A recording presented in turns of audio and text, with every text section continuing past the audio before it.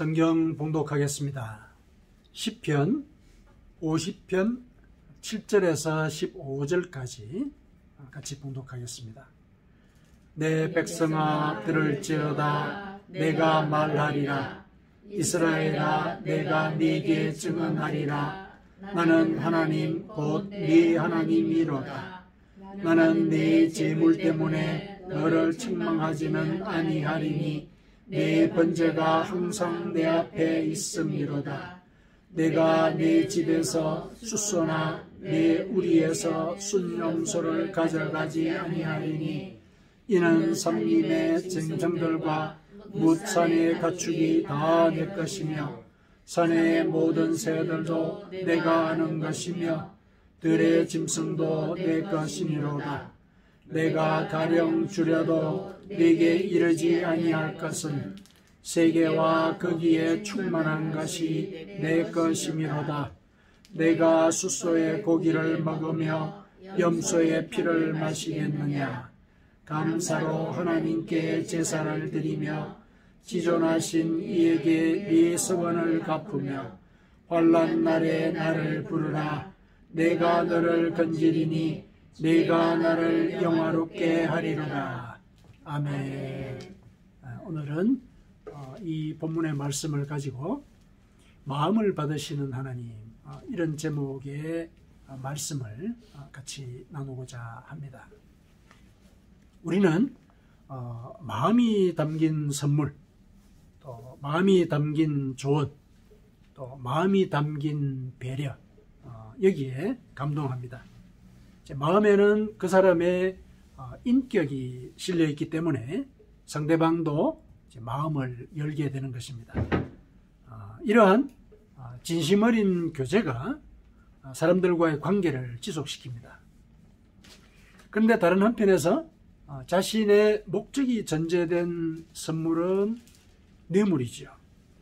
그리고 일방적인 충고는 상대방에 대한 하시죠. 얕보는 것이죠. 또 건성으로 베푸는 친절은 위선입니다. 이런 경우는 상대방을 자신과 같은 인격으로 보는 것이 아니라 대상으로 간주하는 그런 태도입니다. 상대방을 자신의 목적을 성취하기 위한 그런 통로나 수단으로 보기 때문에 거기에는 마음이 실리지가 않습니다. 우리가 지난주 설교에서도 같이 언급을 했었는데 그 생텍쥐페리의 어린 왕자에서 그 여우가 어린 왕자에게 그런 얘기를 했다고 그랬죠. 마음으로 봐야 잘 볼 수 있다. 마음으로 봐야 잘 볼 수 있다. 왜냐? 가장 중요한 것은 눈에 보이지 않는 법이기 때문에 그렇다. 눈에 보이지 않는 것, 그게 제일 중요하다 그랬으니까 그 제일 중요한 것, 그러니까 본질이죠. 그 본질은 마음의 눈으로 볼 수밖에 없다. 이 마음으로 봐야 된다. 이런 얘기를 한 것이죠. 그래서 사람과의 관계를 지속시키는 데는 이 마음이 굉장히 중요하다. 이런 얘기를 이제 그 여우의 입을 통해서 우리는 이제 배웠는데요. 이렇게 마음이 중요하다라는 이 사실은 사람과의 관계뿐만 아니라 하나님과의 관계에서도 그대로 적용이 됩니다. 마음이 실린 예배, 마음이 실린 헌금, 그리고 마음이 실린 이웃사랑, 이것이 하나님과의 관계를 인격적으로 지속하게 하는 것입니다. 오늘 이 본문의 말씀을 함께 묵상을 하면서 하나님과의 관계에서 마음을 싣는다는 것의 그 의미가 무엇인지 이걸 구체적으로 알아보고 그 의미대로 실행할 길을 우리 같이 모색해 봤으면 좋겠습니다.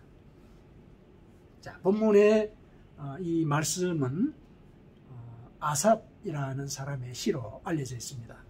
아삽은 이렇게 구약 성경에 이렇게 쭉 훑어보면은 다윗 왕 그 시절에 다윗 왕이 그 법궤를 예루살렘으로 옮기는 일이 한번 있었죠.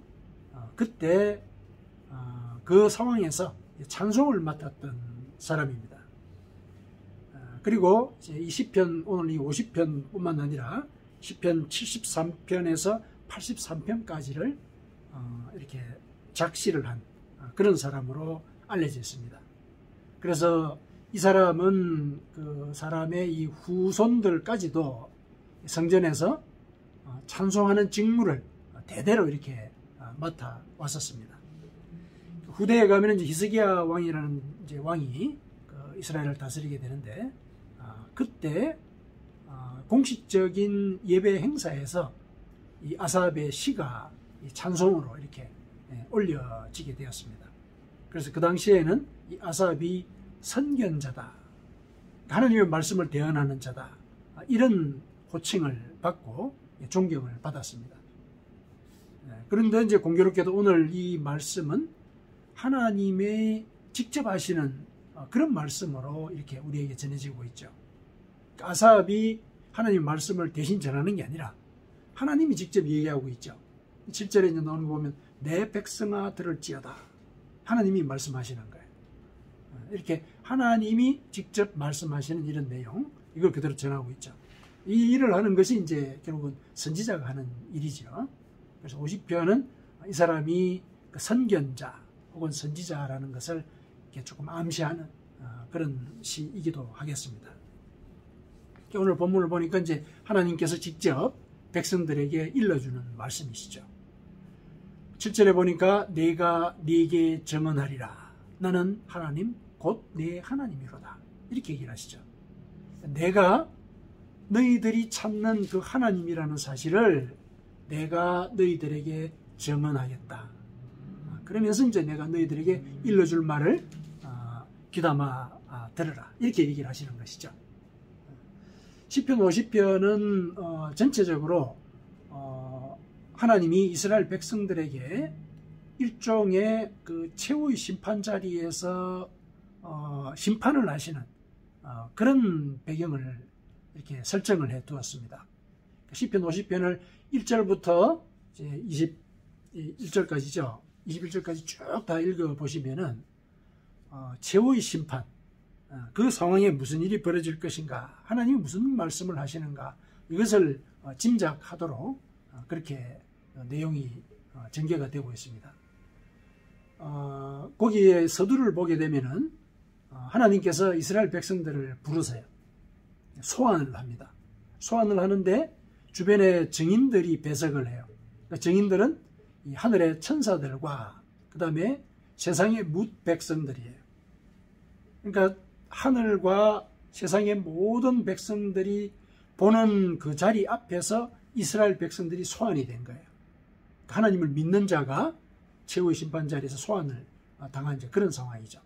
그래서 이 상황에서 이스라엘 백성들에게 하나님께서 일러주시는 그 말씀은 소위 이 세상에서 하나님을 믿는다라고 하는 사람들, 그 사람들에게 직접적으로 일러주시는 말씀이라고 우리가 이해를 해도 되는 것이죠.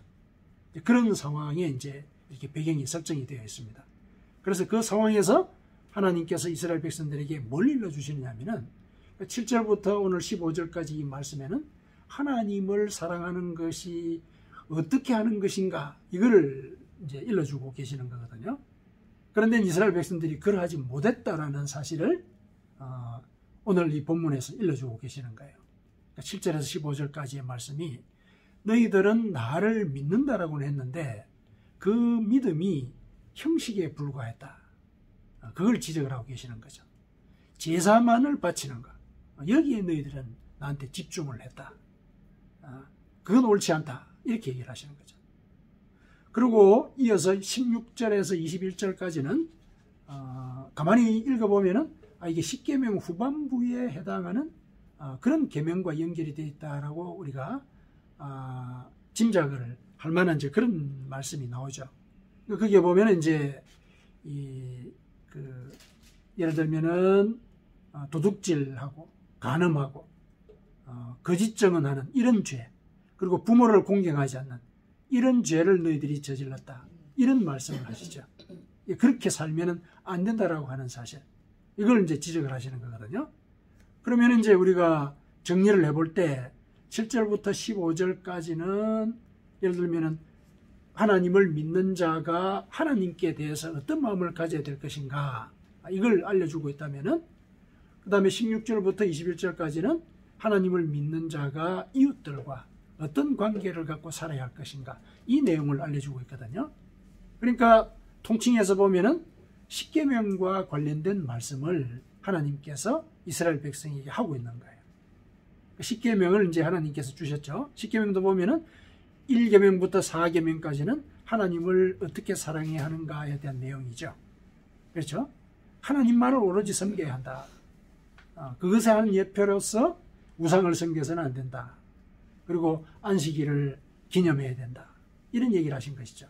하나님을 사랑해야 된다는 내용이 십계명의 전반부에 나와 있는데, 그 내용이 오늘 이 시편의 7절부터 15절까지에 이렇게 암시가 되어 있는 것이죠. 그리고 16절부터 21절까지는 이제 하나님을 믿는 자들이 이웃들과 어떤 관계를 맺을 것인가, 이 내용을 하고 일러주고 있는 것이거든요. 그러니까 이제 전체적으로 볼 때 이 십계명을 이스라엘 백성들이 안 지켰다는 거예요. 안 지켰다는 것. 그거를 하나님이 지금 일러주고 계시는 것이죠.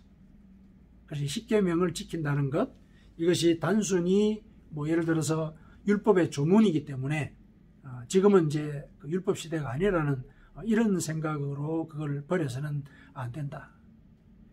하나님께서 그렇게 율법을 일러주신 것은 실은 그 율법이 비록 어떤 형식이기는 하지만은, 형식이고 또 규례이기는 하지만은, 그 형식과 규례가 사실은 우리의 마음을 표시하는 그런 통로이기 때문에 그렇게 요구를 하신 것이거든요. 형식이 없으면은 우리가 어떤 마음을 갖고 있는지를 하나님이나 또 이웃들에게 알려주지를 못하잖아요. 형식이 필요하거든요. 그런 차원에서 율법을 일러주신 것이고, 그렇다면 그 율법은 그저 형식이 아니라 우리의 마음을 이렇게 표시해야 된다라는 길잡이라는 얘기죠. 길잡이. 십계명은 우리가 하나님께 마음을 어떻게 바쳐야 할 것인가를 일러주는 그런 의미를 갖고 있다는 것이거든요. 그걸 이제 이 시편에서, 이 50편에서 우리에게 다시 한번 상기를 시켜주고 있는 것입니다. 심판의 자리에서 하나님이 이스라엘 백성을 불러서 직접 이 말씀을 하심으로써 그 뜻을 이 시인이 전하고 있는 것이죠. 그래서 십계명을 이제 지켜야 한다, 이렇게 이제 얘기를 하고 있는 것인데, 그 중에서 이제 오늘 우리가 선택한 이 본문은 하나님을 어떻게 섬기고 또 어떻게 사랑할 것인가, 이걸 이제 직접적으로 일러주고 있습니다. 전체적으로 보면은 이제 이스라엘 백성들이 하나님께 제사는 지낸다는 거죠. 그렇죠. 8절에 보니까 나는 네 재물 때문에 너를 책망하지는 않겠다. 왜냐? 네 번제가 항상 내 앞에 있기 때문에 그렇다. 항상 제사를 지낸다는 거예요. 항상 번제를 지낸다는 거죠. 예를 들면은 항상 예배를 하나님께 올린다는 거예요. 그래서 너희들이 나한테 제사를 지내지 않았구나, 이렇게 책망하지는 않겠다는 거예요. 늘 제사를 지내고 있으니까.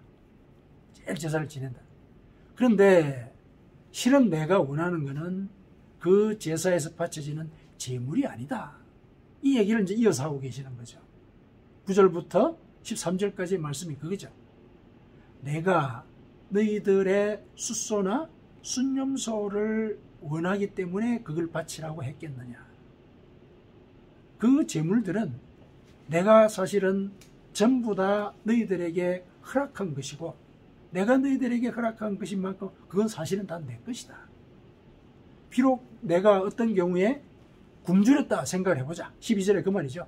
내가 가령 줄여도, 내가 지금 만일에 내가 배가 고프다고 이렇게 한번 가정을 해보자. 그랬다고 하더라도 내가 내 배고픈 사실을 너희들한테 가서 일러겠느냐?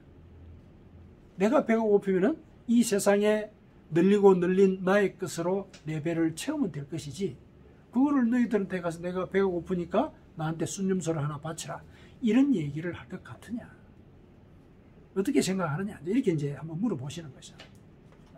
내가 재물을 원하는 게 아니다. 내가 너희들에게 이 재물을 바치라고 얘기한 거는 내가 숫소의 고기를 먹으며 염소의 피를 마시기 위해서 그런 게 아니었다. 내가 원하는 거는 너희들의 그 마음이었다. 너희들의 마음. 어떤 마음인가? 14절에서 15절까지 그 마음을 얘기를 하고 계시는 거죠. 감사로 하나님께 제사를 드리고, 지존하신 이에게 내 서원을 갚으며 환난 날에 나를 부르는 것, 이걸 내가 원한 것이었다. 이 마음이 재물을 통해서 나에게 확인이 되고 또 이웃들에게도 그것이 확인이 되기를 원했기 때문에 내가 사실은 수소를 바치고 순념소를 바치라고 얘기한 것이지, 응? 그 자체를 내가 원했기 때문에 이런 재물을 바치라고 얘기한 것은 아니었다, 이 얘기를 하시는 것이죠. 이스라엘 백성들이 이렇게 하나님께서 이 제사를 이렇게 명령을 하신 것을 그대로 이제 이 실행을 옮기는 과정 속에서 사실상 하나님께 대한 그 마음, 그러니까 제사 제도를 설정하신 하나님의 원래 의도, 그거를 이제 잊어버린 그런 사실을 이제 하나님께서 지적을 하신 것이죠. 제사를 지내는 그 과정 속에 너희들을 가만히 보니까 너희들은 재물만 바쳤지 나에게 마음을 바치고 있지는 않구나. 이걸 이제 하나님께서 지적을 하셨습니다. 마음을 바치는 것.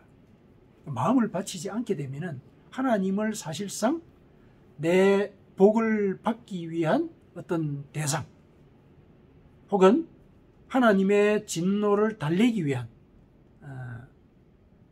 그러니까 하나님이 나에게 진노를 해서 내가 지금 어려움을 겪고 있으니까 내가 그 진노를 달래야 되겠다, 이런 마음으로 제물을 드리는 그런 상대, 이렇게만 하나님을 보고 있는 것이다. 그러니까 오로지 이스라엘 백성들은 제물을 바치면서 하나님이 나의 복을 빌어줄 혹은 복을 내릴 그런 존재, 그런 존재로만 생각하고, 혹은 내 삶 속에 임한 이런 진노의 표시, 고통이나 환난이겠죠. 이것을 벗어나고자 하는 그런 어떤 욕구를 반영한 그런 어떤 통로로서 하나님을 생각하고 있구나. 이거는 이제 우리의 목적을 위해서 하나님을 수단으로 이용하는 것이죠.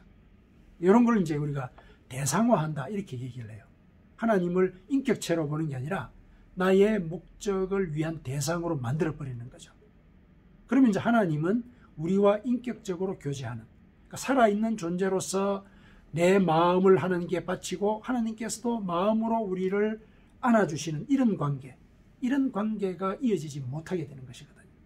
하나님은 이제 그걸 원하는 게 아니라는 사실을 다시 확인을 시키시는 겁니다. 나는 너희들에게 복을 주는 어떤 그 기계나 수단이 아니다. 내가 원하는 것은 너희의 마음이고, 또 너희의 마음을 받고 나는 내 마음을 너희에게 쏟아주고자 한다. 내가 마음을 쏟아줄 그때 너희의 삶의 모든 문제들이 해결이 되고, 또 내가 너희를 사랑한다는 사실까지도 너희들이 확인을 할 수 있게 된다. 나는 그런 관계로 너희들과 함께 지내고자 한 것이었다. 이걸 이제 말씀을 하신 거거든요. 나를 이렇게 대상으로 생각을 하고 늘 이렇게 번제를 바치는 거, 이거 나는 옳지 않다고 본다. 이걸 이제 하나님께서 백성들에게 일러주신 것이죠. 이거는 이제 오늘날 우리에게 뭘 말씀하시는지, 그걸 이제 우리가 기억을 해야 되겠죠.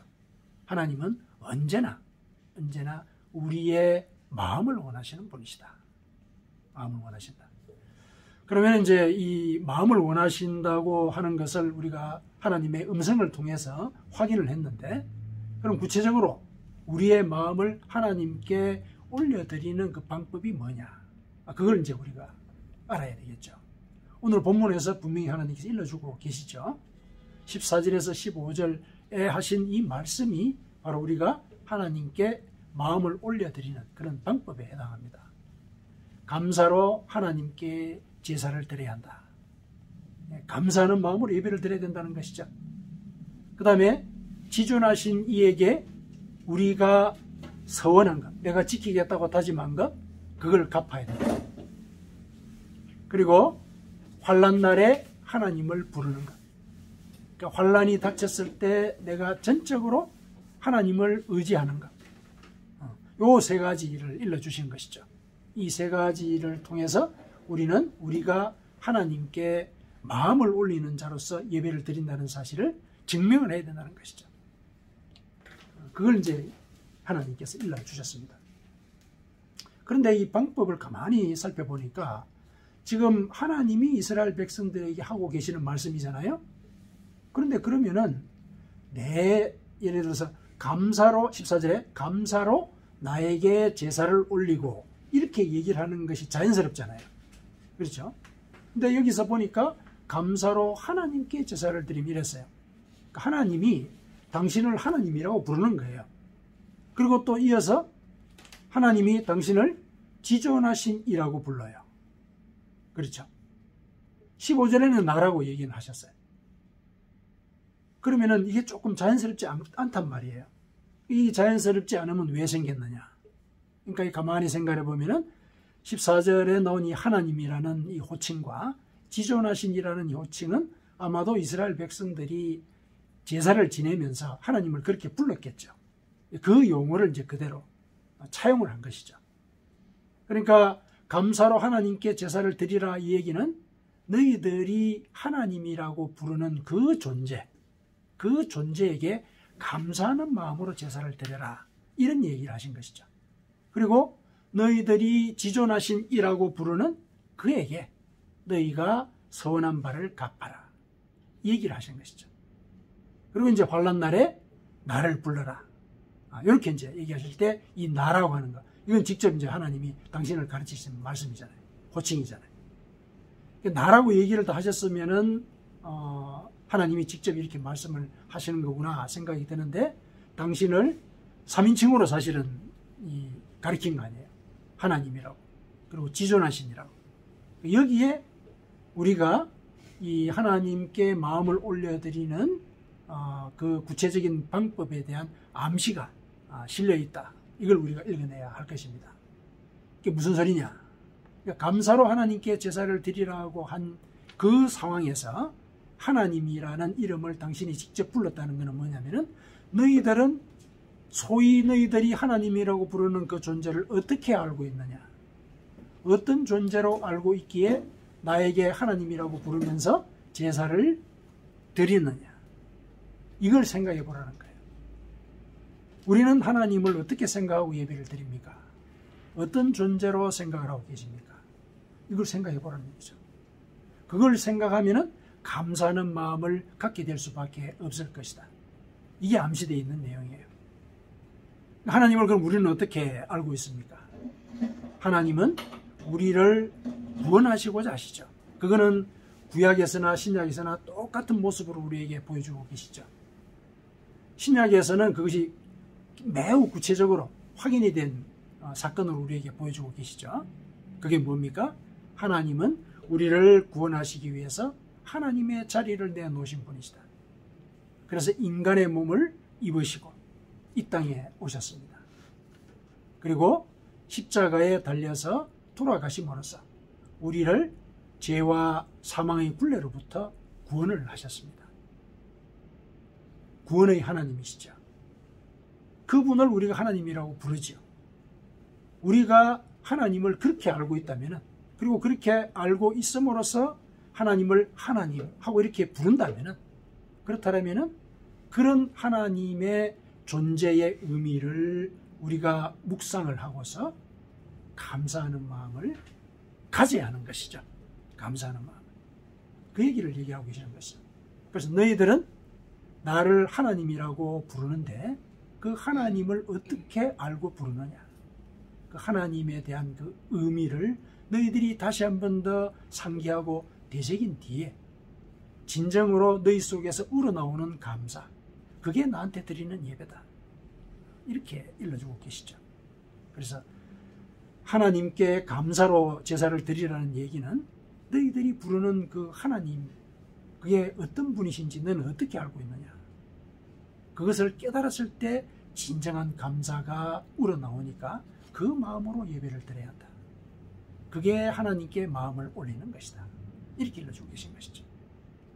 그 다음에 당신을 지존하신이라고 이렇게 호칭을 했단 말이죠. 근데 그 지존하신 이와 관계된 게 서원과 연결을 시켜놨죠. 서원이라는 것은 하나님께 이걸 지키겠습니다 하고 맹세하는 거잖아요. 그렇죠? 그러니까 이거는 하나님과 언약을 맺는 거죠. 언약이라고 하는 것은 이제 말씀을 지키겠다는 이제 그런 약속이잖아요. 언약이라는 것이. 이 지존하심, 이 가장 높으심이라고 하는 것이 절대적인 진리와 상관이 있다는 사실을 여기서 암시하고 있죠. 그 절대적인 진리는 뭐냐? 하나님께서 이 땅에 오셔서 인간에게 구원의 길로 가르쳐 주신 그 복음의 말씀이죠. 복음의 말씀. 구체적으로 보면은 마태복음 이 5장에서 7장 사이에 있는 이 산상수훈의 말씀이죠. 산상수훈의 말씀을 이제 구체적으로 우리 삶 속에서 우리가 실천을 해야 되는 것이잖아요. 그런 말씀, 그걸 우리가 실천을 해야 되는 거죠. 하나님을 믿는다라고 한다면은 그 말씀을 사실상 우리가 삶 속에서 실천하기로 서원을 한 것이나 마찬가지예요. 왜냐하면 그것이 절대 진리의 길이거든요. 그것이 지존하신 이가 가르쳐 주신 절대 진리란 말이에요. 그 절대 진리가 지존한 자의 말씀이라는 거죠. 그러면은 그것을 지키려고 하는 그 자세, 그리고 그 노력, 그게 바로 하나님께 마음을 바치는 것이 아니냐. 이건 이제 하나님이 일러주고 계시는 것이죠. 너희들이 나를 지존하신이라고 부르는데 그 의미가 뭐냐? 한번 생각해 봐라. 구원을 위해서 내가 일러줬던 그 복음의 말씀, 그게 지존한 진리야. 나는 바로 그 진리 자체이니까 내가 일러준 그 말, 그것을 지키는 그게 바로 너희가 나를 지존하신 이라고 부르는 그것의 의미다. 이렇게 이제 일러주고 계시는 것이죠. 그게 이제 하나님께 우리의 마음을 바치는 그런 길이라고 하는가, 이걸 일러주셨고, 그 다음에 15절에 보면은 환난 날에 나를 부르라, 이렇게 얘기하고 있죠. 하나님은 당신을 나라고 얘기를 하셨어요. 나라고 하는, 너와 나라고 하는 것은 바로 눈앞에 있는 그런 이 상대를 갖고 얘기하는 거잖아요. 나는 네 앞에서 살아있는 자로서 지금 얘기하고 있다. 처음에 7절부터 얘기를 했죠. 내가 네게 증언하리라. 나는 하나님 곧 너희 하나님이다. 너희 하나님이다. 내가 너와 인격적인 관계, 인격적인 관계라고 하는 것은 도덕적으로 품위를 갖추고 가는 이런 관계라는 의미가 아니고 살아있는 존재로서 서로 소통한다는 그런 관계라는 의미예요. 하나님이 내게 살아있는 존재로서 말씀을 하시고 가르치시고, 그러니까 친구인 거예요. 친구로서, 또 아버지로서. 우리가 친구가 앞에 있다고 하면 그 관계가 인격적인 관계라는 거예요. 하나님이 우리에 대해서 갖고 계시는 그런 마음도 친구로서의 그런 마음을 갖고 우리에게 오신 것이거든요. 그래서 나라고 얘기를 하신 거예요. 바로 너희 눈앞에 있는 나. 그래서 나에게 너의 속마음을 다 털어놔도 돼. 주변에는 없어. 나와 너만 있는 거야. 이 주변에 너의 그 속마음을 듣고서 바깥에 퍼뜨릴 자 없어. 너와 나와의 관계만이 이 시간에 중요해. 그래서 너의 내밀한 속마음, 그거 다 나에게 얘기를 해. 그때 너는 나와 마음으로 소통하는 그런 순간을 갖게 될 것이야. 이 얘기를 하고 계신 것이죠. 특히 이제 환난 날이다. 고난을 겪은 그 날은 내가 당한 그 고난, 이거를 사실은 나의 능력의 어떤 면에서 보면은 나의 능력의 부족을 확인하는 순간이잖아요. 환난이라고 하는 것. 내가 환난이다, 고난이다 느끼는 것 자체는 뭡니까? 내가 감당이 안 되니까 그런 거 아니에요. 내가 감당이 되면 그걸 환난이나 고난이라고 여기지 않죠. 감당이 안 되는 거예요. 이 환난은 어떤 면에서 보면은 나의 능력의 모자람을 공개적으로 드러내는 그런 순간일 수도 있거든요. 왜냐하면 그 환난을 나만 당하고 있으니까. 다른 사람은 안 당하고 있단 말이죠. 그럼 나만 당하면 이제 내가 어떤 면에서 보면 나 스스로에게 부끄러운 거죠. 그래서 내가 고난을 당하고 있다는 사실 알리기가 어려운 거예요. 알리기 어렵단 말이죠. 그런데 하나님께서 너의 그 아픈 마음을 나한테 얘기해라. 왜냐하면 내가 네 앞에 있지 않느냐는 거죠. 그래서 너의 내밀한 마음을, 내밀한 고통을 나한테 얘기를 할 때, 나를 불러서 너의 마음을 나한테 바칠 때, 그때 내가 나의 마음으로 너에게 다가갈 수 있다. 그게 네가 나한테 마음을 바치는 그런 예배를 올리는 것이다. 이렇게 이제 얘기를 하고 계시는 것이죠.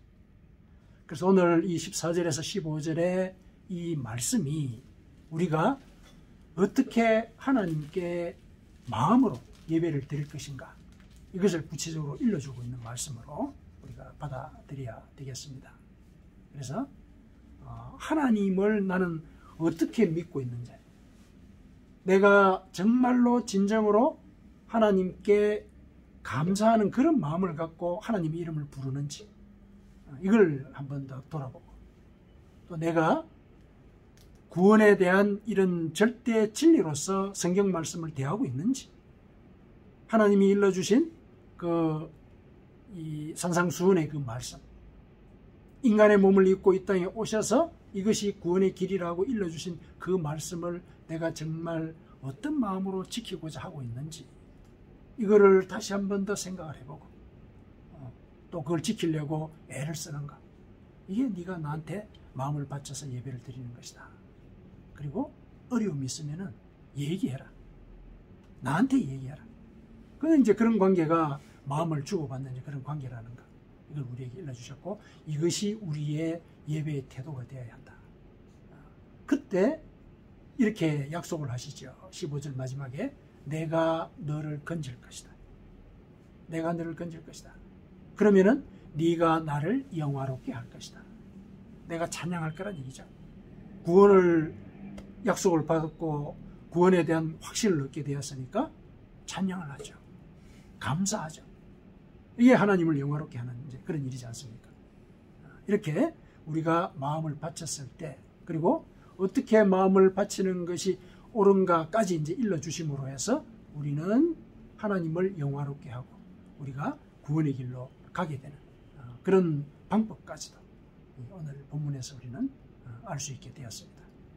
그래서 이걸 우리가 늘 이렇게 염두에 두고 우리의 예배를 생각을 하고, 또 마음을 올린다는 것이 무엇인가, 이것도 늘 이렇게 나 스스로에게 깨우치면서 이렇게 하나님께 예배를 드리는 그런 삶을 살아가야 할 것입니다. 그때 하나님께서는 약속을 하신 대로 나를 건지십니다. 그러면 나는 하나님을 영화롭게 하는 자리에 서서 감사와 찬양을 올리게 될 것입니다. 이러한 마음을 바치는 예배를 평생 하나님께 올리며 하나님께서 약속하신 이 구원의 약속을 풍성히 일상 속에서 받아 누리시기를 축원합니다.